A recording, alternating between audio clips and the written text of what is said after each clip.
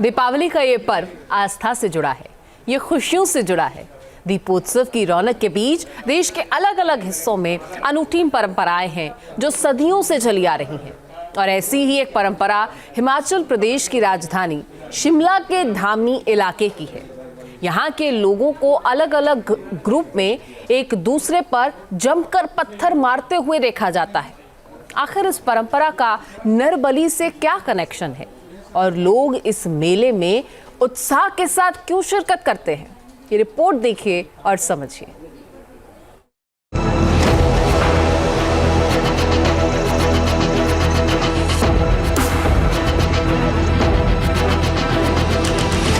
मां के दरबार में अनूठी परंपरा,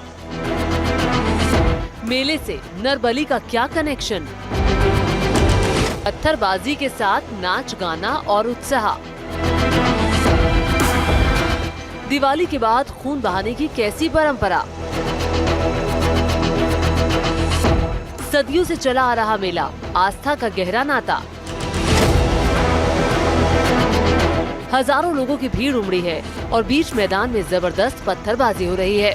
लोग एक दूसरे पर पत्थरों से हमला कर रहे हैं, कोई भी पीछे हटने को तैयार नहीं है। और सबसे खास बात ये है कि किसी के पास बचाव के लिए कोई साधन नहीं है, बस हाथ में पत्थर आते ही वो सामने वाले की तरफ उछाल देता है। तस्वीरें हिमाचल प्रदेश की राजधानी शिमला से करीब 26 किलोमीटर दूर धामी की हैं। यहाँ हर साल दिवाली के अगले दिन पत्थरों का अनोखा मेला होता है। इस मेले से जुड़ी सदियों पुरानी परंपरा है जिसे आज भी निभाया जा रहा है और जख्मी होने के खतरे के बाद भी लोग यहाँ जुटते हैं। भीड़ देखकर अंदाजा लगाया जा सकता है कि पत्थर मारने वाले इस मेले पर लोगों की कितनी गहरी आस्था है। इस पत्थर मेले में दो दल एक दूसरे पर जमकर पत्थर बरसाते हैं। इस दौरान जमकर पत्थरबाजी होती है। सदियों से चली आ रही इस परंपरा का जुड़ाव धामी रियासत के राज परिवार से है, इसीलिए मेले की शुरुआत भी राज परिवार के इष्ट देवता की पूजा से ही होती है। यहाँ स्थानीय खुंदे यानी कि टोलियाँ इस पत्थरबाजी में शामिल होती है। सबसे पहला पत्थर राज परिवार की ओर से मारा जाता है और उसके बाद दोनों ओर से तुरंत पत्थरों की बौछार शुरू हो जाती है। दोनों ओर से पत्थरों की बरसात तब तक बंद नहीं होती जब तक कि कोई लहूलुहान ना हो जाए। जिसकी शुरुआत राज दरबार धामी के प्रमुख इष्ट श्री नरसिंह भगवान के द्वार से होती है। उनकी पूजा के पश्चात ही वहाँ से फूल अक्षत ले जाए जाते हैं, जो यहाँ रियासत के प्रमुख हैं। उनके नेतृत्व में यहाँ से एक दल सतीश मार्ग तक जाता है। वहाँ की पूजा के पश्चात यह मेला प्रारंभ होता है। धामी में पत्थर के खेल की परंपरा सदियों पुरानी है। मान्यता है कि धामी रियासत में एक के बाद एक अनिष्ट को होने से रोकने और लोगों की सुख समृद्धि के लिए नरबली की प्रथा होती थी। यहाँ की रानी ने इसे बंद करवाया और उसके स्थान पर पत्थर का खेल शुरू करवाया, जिससे किसी को भी अपनी जान ना देनी पड़े और अनिष्ट भी ना हो। इस विकल्प में खेल में चोट लगने पर निकलने वाले खून से भद्रकाली मंदिर में तिलक किया जाने लगा। तभी से ही ये प्रथा अनवरत चली आ रही है।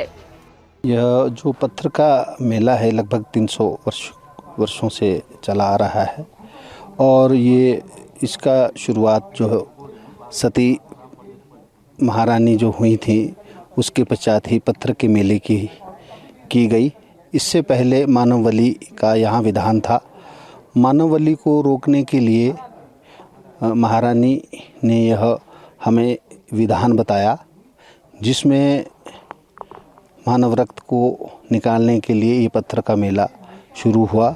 नियमों के मुताबिक एक ओर राज परिवार की ओर से जठोली, तुलुड़, धगोई और कटेड़ खानदान की टोली और दूसरी ओर से जमोली खानदान की टोली के सदस्य ही पत्थर बरसाने के लिए मेले में भाग ले सकते हैं।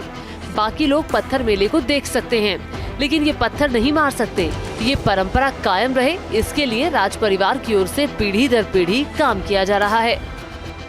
जैसे हमने हमारे बुजुर्ग करते आ रहे हैं, पूर्वज करते आ रहे थे, तो उनसे हमने सीखा और हमने ये सब सीखा कि किस तरह की निभाया जाता है, किस तरह सेफ्टी से निभाया जाता है, किसी को हानि ना हो और परंपरा इसी तरह ही चली रहे जिस तरह चली आ रही है।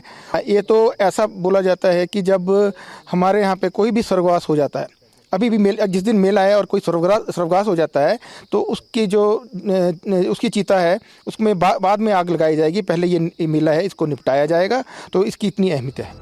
हिमाचल को देवभूमि के नाम से भी जाना जाता है। देवभूमि में पौराणिक मान्यताएं, देव आस्था की बातें हर किसी को हैरान कर देती हैं।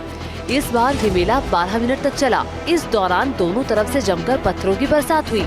दोपहर बाद 3:40 पर लाल झंडे से आयोजकों का इशारा मिलते ही पहाड़ियों की दोनों ओर से पत्थर मारने का सिलसिला शुरू हुआ।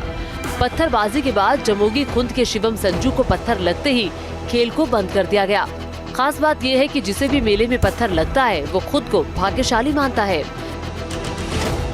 जी सर, है और आज मुझे लगाया सर यहाँ पे। हाँ। और माता रानी को खून चढ़ाया है तो मुझे बहुत खुशी हो रही है सर। यार माता रानी के आगे डर गया है सर। माता रानी की कृपा है, माता रानी को अपना खून चढ़ गया, इससे बड़ी श्रद्धा है सर हमारी। और ये हमारी श्रद्धा बुजुर्गों के टाइम से चली आ रही है। इसके बाद सर हम माता रानी को अपना खून चढ़ाएंगे तो हमारी पूरा है, इसको माता रानी के दरबार में चढ़ाएंगे। इस पत्थरबाजी में जिस शख्स का खून निकलता है उससे मां भद्रकाली को रक्त तिलक किए जाने की परंपरा है। मेले का आयोजन हर साल किया जाता है। बड़ी संख्या में लोग यहां पर जुटते हैं और पत्थरबाजी होती है। अब तो ये मेला ग्लोबल हो चुका है। देश ही नहीं बल्कि विदेशों से भी यहाँ बड़ी संख्या में लोग जुटते हैं। पहले तो हमारे लोकल मेला ही होता था, अभी भी लोकल है, पर अब तो लोग अभी हम यहाँ से भी आते हैं, क्या बोलते हैं, हिमाचल से भी आते हैं, देश से भी आते हैं। अब कुछ लोग विदेश से भी आने शुरू हो गए हैं जब उनको धीरे धीरे पता लग रहा है कि इस तरह का मेला आयोजित होता है और ये कहीं भी नहीं होता, तो लोग यहाँ पे दूर दूर से अब आना शुरू हो गए हैं। ये खेल की तरह खेला जाता है, ना कि किसी की जान लेने के लिए पत्थरबाजी की जाती है। काफी सालों से ये देखा गया है कि जमोगी खुंद के ही लोगों को पत्थर लगता है। लोगों को इस मेले में आने और शामिल होने से डर नहीं लगता, बल्कि वो इसे अपने पूर्वजों की विरासत मानते हुए आगे बढ़ा रहे हैं। ऐसा होता है कि जो सदियों पुराने जो वही स्थान है जहाँ मेला होता है और काफ़ी डिस्टेंस से मारा जाता है। ये ऐसा नहीं है कि भाई बिल्कुल आमने सामने खड़े होकर मारा जाता है, और काफ़ी जो है वो काफ़ी डिस्टेंस होता है। जब आप जाएंगे देखेंगे वहाँ पे तो काफ़ी डिस्टेंस से मारा जाता है।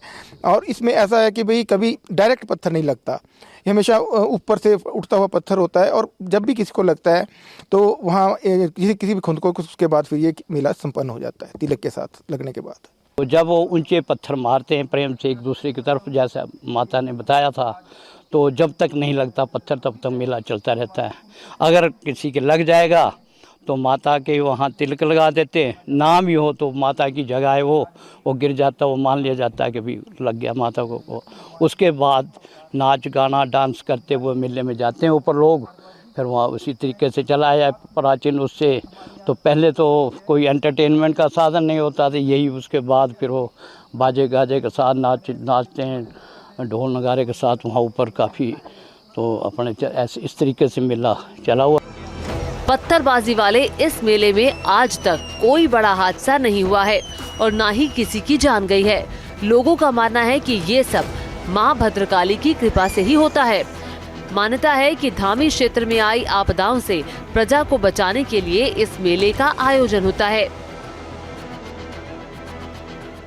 इस मेले का मुख्य जो आवश्यकता रही है, ये यहाँ के महामारी, अकाल और सुख समृद्धि से संबंधित रही है। नर बलि का विधान उससे संबंधित था, लेकिन महारानी के सती होने के पश्चात यह विधान बताया गया कि यह कैसे रोका जाए और ये कार्य भी होता रहे। इसके लिए संपन्नता के लिए राज दरबार का प्रमुख भूमिका रहती है, जो पिछले 300 वर्षों से निभाते आ रहे हैं। सदियों पहले जिस विधि विधान से पूजा होती रही है, उसी का निर्वहन आज भी किया जाता है।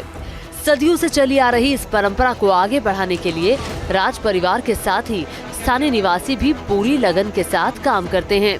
इस मेले से जुड़ी मान्यताओं पर लोगों का पूरा भरोसा है और आधुनिकता के इस दौर में भी वो इसे कायम रखे हुए हैं। Team news nation. News nation अब व्हाट्सएप पर खबरों के ताजा अपडेट के लिए न्यूज नेशन के इस QR कोड को स्कैन करें।